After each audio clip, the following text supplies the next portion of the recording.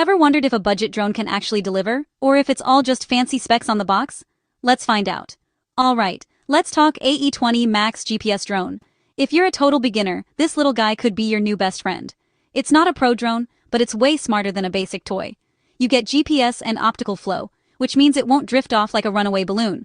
Real talk, flight time is closer to 20 minutes per battery, not the wow numbers on the box.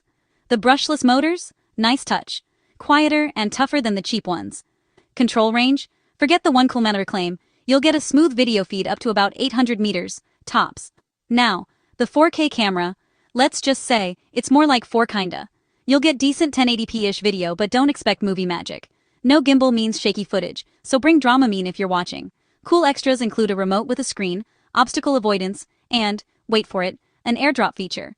Yes, you can drop snacks or notes to your friends. Bottom line, if you're new to drones and want something fun, the AE20 Max is a solid first step.